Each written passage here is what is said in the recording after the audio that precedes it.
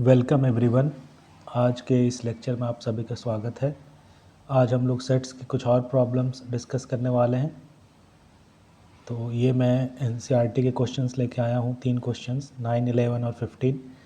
तो इस तीनों को सॉल्व कर लेते हैं। ये भी एक फॉर्मल प्रूफ वाला क्वेश्चन है जिसमें आपको पता तो है, ये बहुत सिंपल है। A union A intersection B A ही होगा, क्योंकि ए इंटरसेक्शन बी ए का सबसेट है, तो ए का यूनियन उससे ए ही आएगा। इसको लेकिन फॉर्मली कैसे प्रूफ करेंगे इसको देख लेते हैं। और दूसरा उसका करना है, उसी का भाई है A intersection A union B. तो ए यूनियन बी में ए तो है ही, तो दोनों का सब कॉमन जो सबसे बड़ा सेट होगा वो ए होगा। तो ये अपने को प्रूफ करना है। उसी तरह ये एक से एक क्वेश्चन है, इसको भी सॉल्व कर लेंगे। उसके बाद फिर एक हम लोग वेन डायग्राम और जो हम लोगों ने काउंटिंग सीखा था एन ए यूनियन बी, उससे बेस्ड एक ये क्वेश्चन वर्ड प्रॉब्लम का सॉल्व कर लेंगे। तो ये 3 क्वेश्चन आज सॉल्व करते हैं। तो चलिए शुरू करते हैं। इसको प्रूफ कीजिए इस दोनों को कि ए का यूनियन लिए ए इंटरसेक्शन बी से तो ए ही आएगा। ठीक है, ए इंटरसेक्शन बी वैसे भी ए का सबसेट है, तो ए का यूनियन अगर ए के सबसेट से लें तो ए ही आएगा, कॉमन सा है, कॉमन सेंस। और A intersection A union B, A is always a subset of A intersection A union B. तो ए का इंटरसेक्शन अगर ए के सुपरसेट से लें, जब ए किसी का सबसेट होता है बी, तो बी को सुपरसेट बोलते हैं, तो वो ए ही आएगा, छोटा वाला। तो ये कॉमन है, लेकिन इसको कैसे प्रूफ कैसे करेंगे। ठीक है, मैंने बताया था कि इक्वल जब भी प्रूफ करना है तो एक दोनों को एक दूसरे का सबसेट प्रूफ करना है। पहले तो मैं दोनों में से एक ही प्रूफ करता हूँ, दूसरे को दूसरे में कन्वर्ट कर सकते हैं। जैसे इसको डिस्ट्रीब्यूटिव लॉ से खोल देते हैं, तो ये हो गया A intersection A union A intersection B. तो LHS ए इंटरसेक्शन ए कुछ नहीं है, ए है, तो A union A intersection B हो गया। ये चीज़ तो यहाँ तक ले ही आ सकते हैं, इक्वल्स टू ए प्रूफ करना है, यानी ये यही वाली चीज़ हो गई। तो इसको नहीं प्रूफ करते हैं, एक ही पे फोकस करते हैं, वो है ये वाला। इसमें 2 लाइन का फॉर्मूला लिख करके फिर प्रूफ ऐसा ही हो जाएगा। तो ये चीज़ कन्वर्ट हो गई इसी में, तो बस इसका प्रूफ देख लेते हैं। तो हम लोग इक्वल प्रूफ करना है, तो ये प्रूफ करेंगे कि ए इसका सबसेट है और फिर ये इसका सबसेट है। पहला एक साइड ले लेते हैं, A subset of A union A intersection B proof करना है। ये तो बड़ा आसान होता है प्रूफ करना, क्योंकि ए के सारे एलिमेंट ए यूनियन किसी भी सेट से लें तो उसमें होगा ही। इसको कर लेते हैं 2 लाइन में। लेट सपोज़ कर लेते हैं कि कोई एलिमेंट x है जो बिलोंग्स टू ए है, तो ये इम्प्लाई करेगा कि x बिलोंग्स टू ए और x belongs to anything A intersection B. जब और में कुछ भी लिख सकते हैं इधर, अगर ये फॉल्स हुआ तो भी कोई दिक्कत नहीं है, ये पूरा का पूरा तो ट्रू है ही, क्योंकि ये हमेशा ट्रू हो चुका है, ये हम लोग एज्यूम कर चुके हैं। तो और के साथ हम ये डाल सकते हैं, कोई दिक्कत नहीं है। ये अगर फॉल्स है तो भी ये ट्रू है, तो और का बूलियन में और के साथ, अगर और के साथ अगर एक स्टेटमेंट ट्रू है और एक फॉल्स है तो वो क्या होगा, ट्रू होगा। ये और का है, और एंड में अगर दोनों को ट्रू होना पड़ता है, तो हम लोग और के साथ ये लिख सकते हैं, this implies x belongs to A union A intersection B.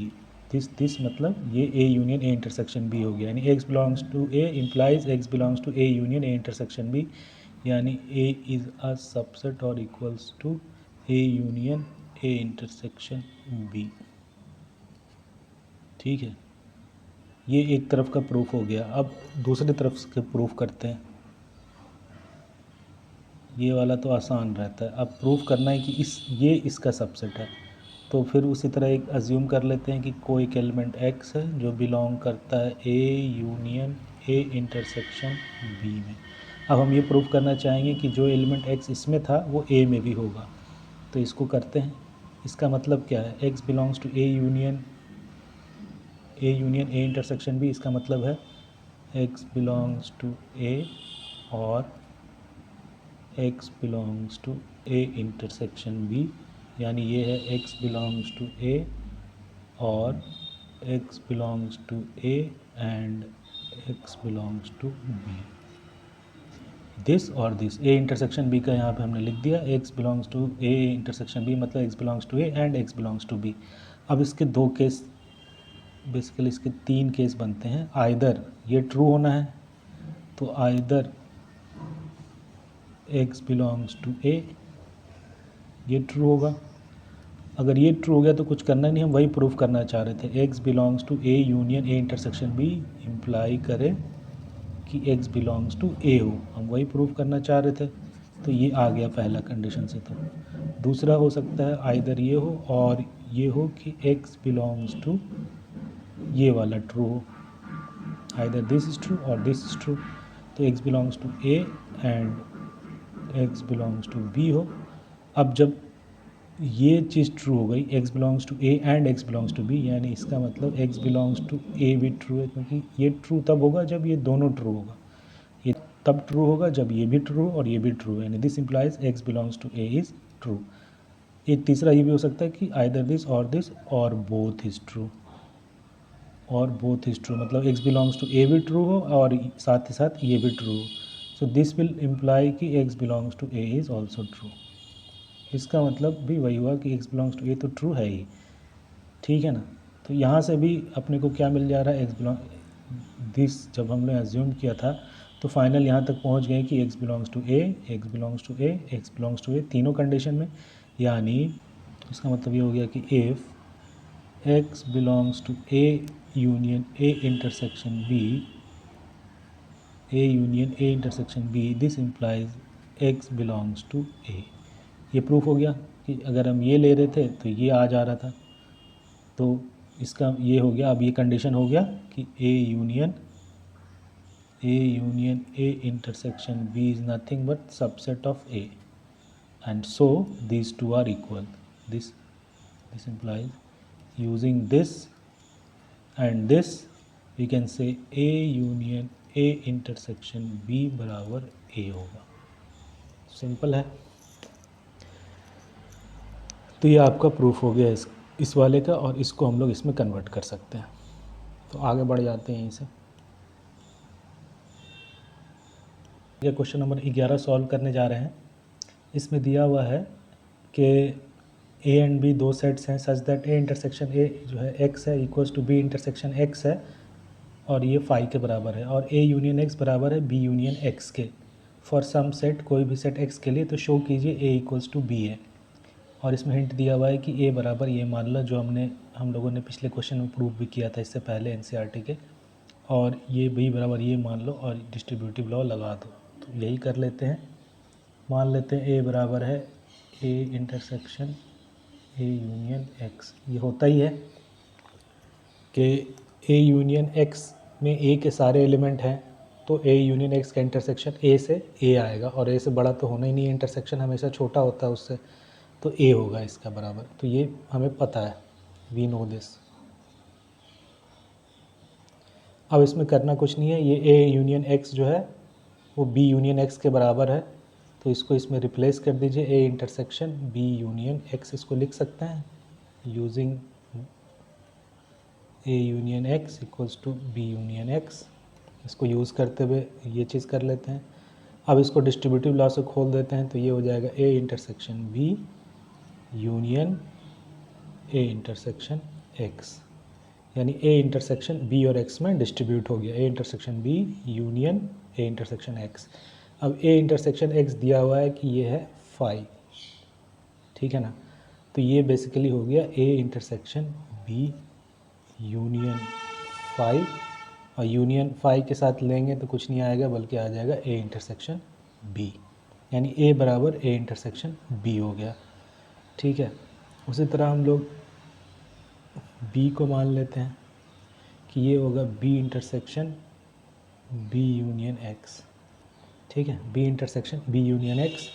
इसमें भी वही काम कर देते हैं, B intersection B union x को ए यूनियन एक्स से रिप्लेस कर देते हैं, क्योंकि B union x A union x के बराबर है दिया हुआ है, यानी बी इंटरसेक्शन ए यूनियन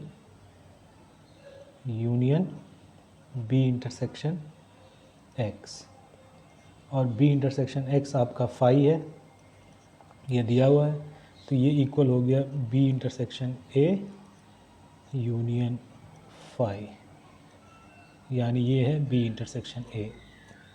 तो RHS से भी आपका वही आ गया कि B is equals to B intersection A, B intersection A. तो A बराबर भी A इंटरसेक्शन B है, B बराबर भी A इंटरसेक्शन B है, ये चीज़ कम्यूटेटिव होता है, तो A equals to B proved. बस इसमें ट्रिक ये है कि ये A यूनियन X को फिर B यूनियन X से रिप्लेस करके कम्यूटेटिव लॉ लगा देना है। तो ये आपका प्रूफ हो गया, इसका बड़ा सिंपल सा है, आसान सा है। बाकी NCERT के जो मिसलिनियस क्वेश्चन है वो आप सॉल्व कर सकते हैं, जितना मैंने आपको बता दिया है। तो आप लोग ट्राई कीजिएगा, जहाँ दिक्कत हो फिर मैं बताऊँगा। एक क्वेश्चन वर्ड प्रॉब्लम का कर लेते हैं मिसलिनियस का, उसके बाद फिर हम लोग JEE लेवल के क्वेश्चन पर स्टार्ट करेंगे। ये आपके NCERT मिसलिनियस का क्वेश्चन है, ठीक है। क्वेश्चन नंबर 15,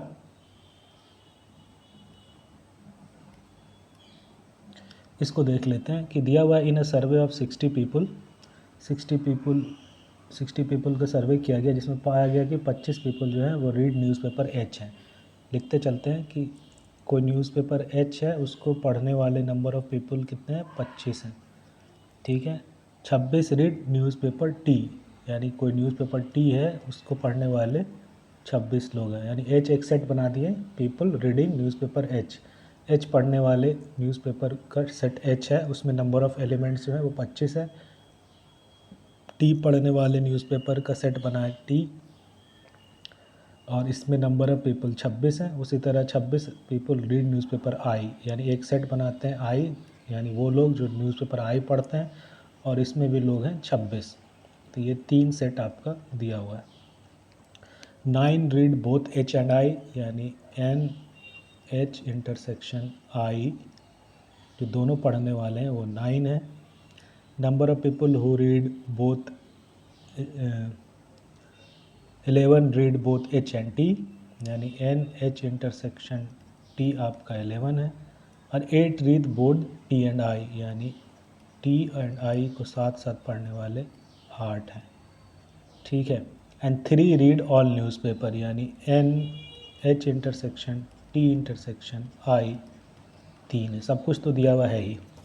H पढ़ने वाले 25 हैं, T पढ़ने वाले 26 हैं, I पढ़ने वाले 26 हैं, H इंटरसेक्शन I वाले 9 हैं, H इंटरसेक्शन T वाले 11 हैं, और T इंटरसेक्शन I वाले 8 हैं, और H intersection T intersection I वाले 3 हैं। तो 2 क्वेश्चन है फिर। Find the number of people who read at least one of the newspaper, यानी कम से कम एक न्यूज़ जो पढ़ते हों, यानी एक न्यूज़ पढ़ने वाला एटलीस्ट होगा H union T union I। इसमें वो आ जाएंगे जो या तो H पढ़ते हो, या T पढ़ते हो, या I पढ़ते हो, यानी कोई ना कोई एक तो एटलीस्ट पढ़ते ही हो। ये पूछा जा रहा है, एटलीस्ट वन न्यूज़पेपर। इसका फार्मूला अपने को पता है, NH union T union I होगा NH plus NT plus NI minus H intersection T, NH intersection T minus NH intersection I minus T intersection I plus N H intersection T intersection I।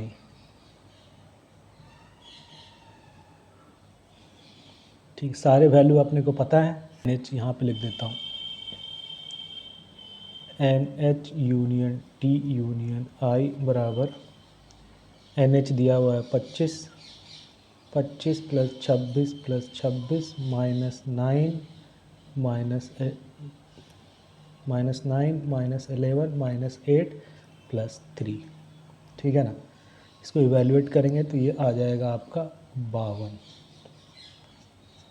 यानी at least 52 ऐसे लोग हैं जो कम से कम एक newspaper पढ़ते हैं, ठीक है। सर्वे में कितने लोग थे, 60 थे। सर्वे में लोग 60 थे, उसमें से 52 कम से कम एक न्यूज़पेपर पढ़ते हैं, यानी 8 ऐसे हो गए जो कोई न्यूज़पेपर नहीं पढ़ते हैं। लेकिन हमसे अगला क्वेश्चन वो नहीं पूछा जा रहा है। अगला क्वेश्चन जो पूछा जा रहा है, number of people who read exactly one newspaper, जो एग्जैक्टली वन न्यूज़पेपर पढ़ते हैं, यानी सिर्फ H पढ़ते हैं, T एंड I नहीं, या सिर्फ T पढ़ते हैं, I एंड H नहीं, या सिर्फ I पढ़ते हैं, H एंड T नहीं। इसको बनाने के लिए वेन डायग्राम बना लेते हैं, बेस्ट रहता है इस तरह में, क्योंकि हमें सारे वैल्यूज़ पता है, हमें बस वेन डायग्राम में वैल्यूज़ पुट करते जाने हैं, तो बेटर हो जाएगा कि हम लोग वेन डायग्राम बना लें। यहीं पे बनाते हैं, इसको मैं मिटा देता हूँ, ये आपको समझ में आ ही गया होगा। तो ये मैंने मिटा दिया है। अब इसका वेन डायग्राम बना लेते हैं, तो इससे part B of question solve करना आसान हो जाएगा आपके लिए। ये आपका यूनिवर्सल सेट मान लेते हैं जो सर्वे किया जा रहा है, इसमें टोटल नंबर ऑफ़ पीपल 60 है। 3 सेट है आपका एच, टी और आई,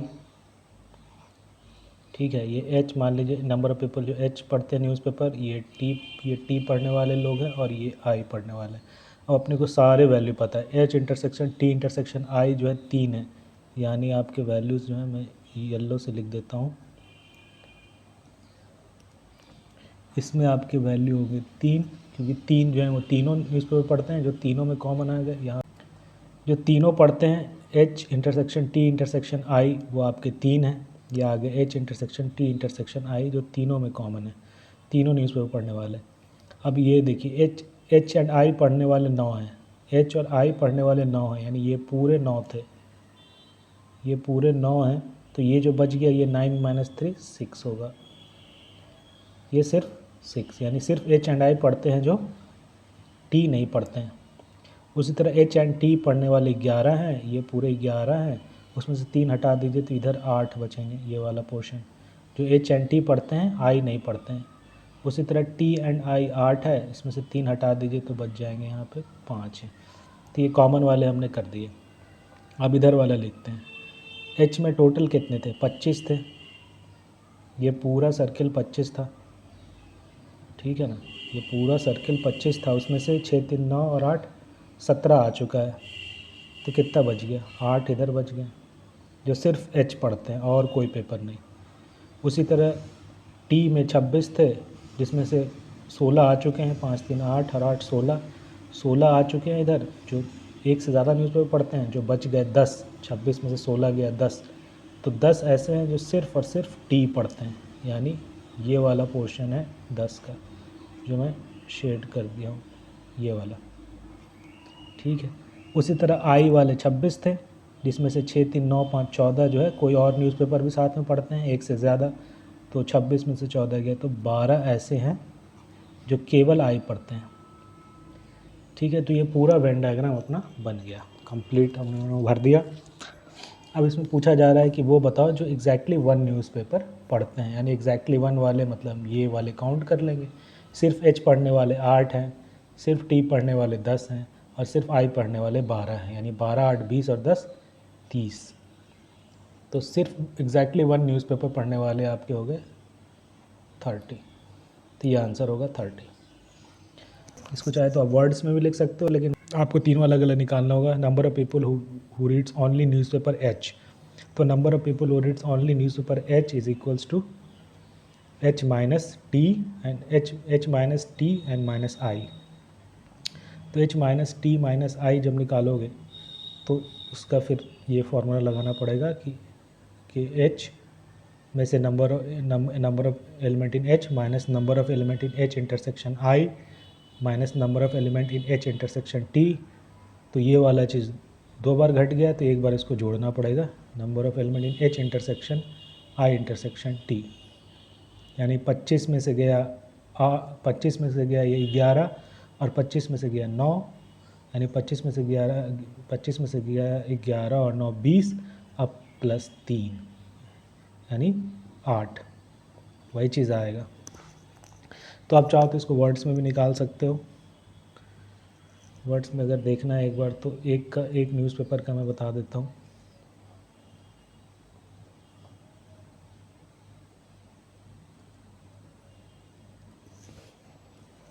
एक न्यूज़पेपर का मैं बता देता हूँ, number of people who read only newspaper H, only H पढ़ने वाले कितने होंगे, ये इवेंट मान लेते हैं, ये होगा N H minus N H intersection T minus H N intersection I plus N H intersection T intersection I, only H का ये फॉर्मूला हो गया।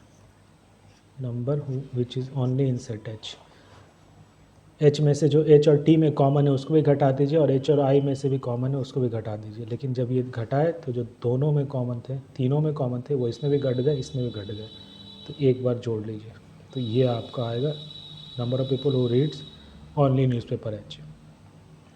उसी तरह ओनली टी का भी निकाल लीजिए, ओनली आई का भी निकाल लीजिए, और तीनों को जोड़ दीजिए, वही आएगा 30। तो ठीक है, तो इसके साथ ही एनसीईआरटी का जो क्वेश्चंस है वो ख़त्म हो गए। अब मैं अगले लेक्चर से थोड़ा सा कॉम्पिटिटिव लेवल के क्वेश्चन सॉल्व करूँगा। तो आज के लिए इतना ही, थैंक यू, थैंक यू।